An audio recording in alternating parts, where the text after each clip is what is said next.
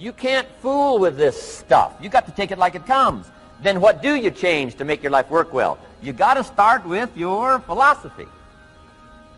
Guess what I had to do at age 25 in order to change my own future? I had to change my mind. I had to change my thinking. I had to change my philosophy.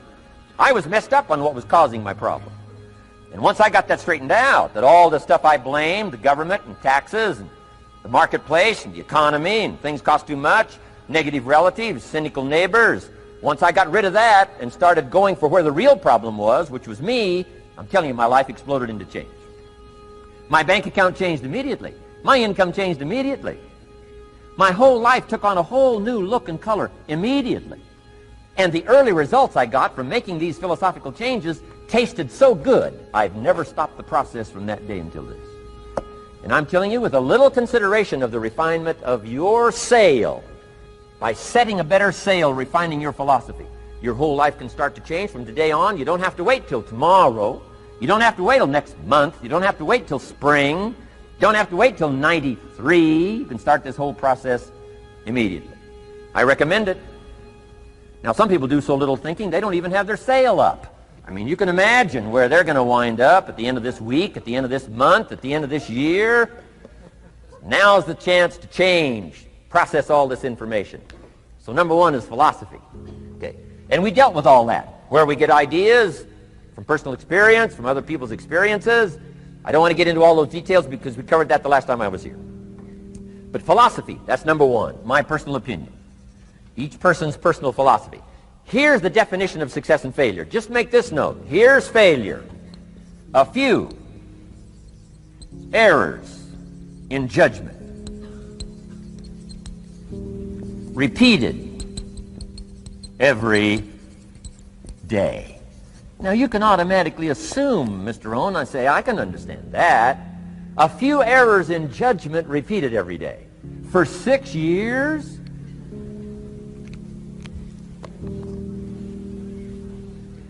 I'm with my father. I think I told this story the last time I was here. My father, 88 years old, he's never been ill, still hasn't retired. Not long ago, midnight, we're getting ready to go.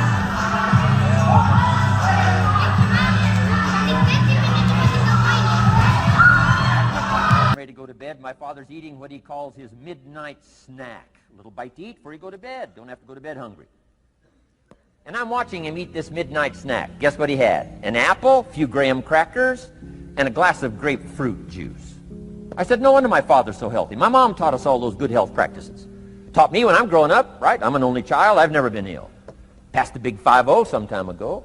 My 2 daughters, 32, 33, never been ill. My grandkids, never been ill. I'm telling you, the legacy lingers on. As I watched my father have this midnight snack, suddenly it occurred to me. I know that's part of it. An apple, what? A day. That's gotten to Dallas-Fort Worth, right? An apple.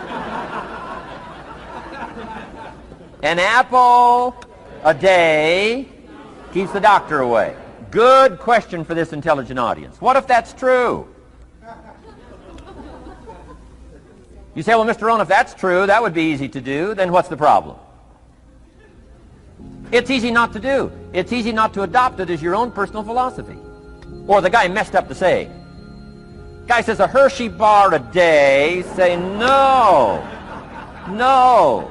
You've been watching too much television. It is not Hershey bar. You've got to be smarter in philosophy than to fall for the Hershey bar a day when it's an apple a day. You've got to be smarter than that. And if you make that kind of an error in judgment every day for 6 years, I'm telling you, it'll accumulate into disaster. Sometimes the first year you say, well, you know, I'm so healthy now, what difference is it going to make? You've got to be smarter than that. Just because disaster doesn't fall on us at the end of the first day doesn't mean disaster isn't coming. You've got to be so smart that you look down the road and say, will the errors in my present judgment of philosophy, what's that going to cost me in 1 year, 6 years,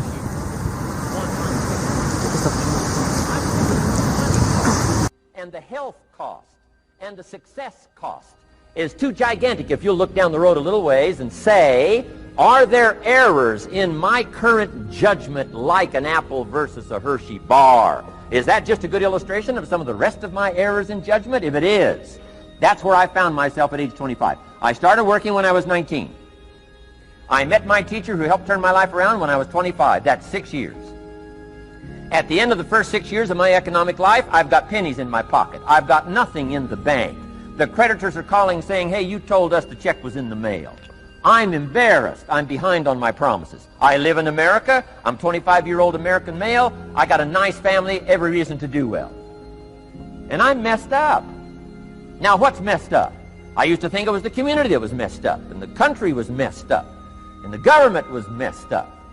If those Democrats ever get in the White House, that'll really mess things up.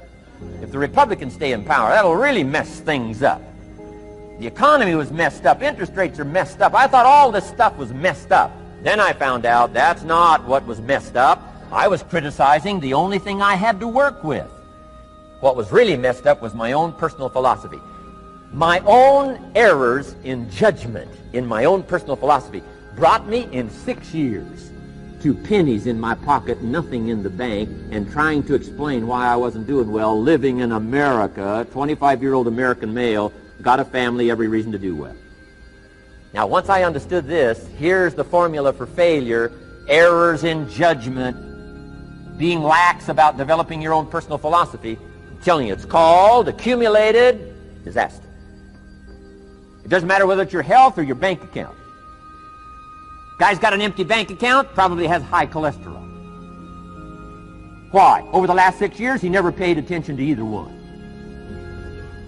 And it doesn't matter whether it's a dollar, or whether it's your money, or whether it's your cholesterol count.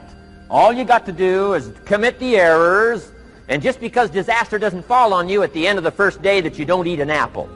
You say, well, I didn't eat an apple today, and tonight I'm not ill. Well, you got to be brighter than that. Someday you got to leave first grade. The reason we make those first grade desks so small so they won't fit at age 25. I mean, right? You don't belong here anymore. Come on. Now let me give you the secret to success. The formula for failure: a few errors in judgment repeated every day for 1 month starts the weakness, starts the disaster process. You can imagine what happens in 6 years. Now here's the formula for success: a few simple disciplines practiced every day. And you've started a whole new process called a whole new life. A few simple disciplines practiced every day. And if you decide today to go for the apple instead of the Hershey bar, I'm telling you, you have begun the process of turning your life around. And if you keep up that process, not only with your health habits, but with your money habits and with your communication habits, with your sales habits and management habits and every other habit that you've got, if you'll start that process, eliminate the errors and replace it with disciplines practiced, I'm telling you, you can start this process of life change immediately. After today, you don't ever have to be the same again.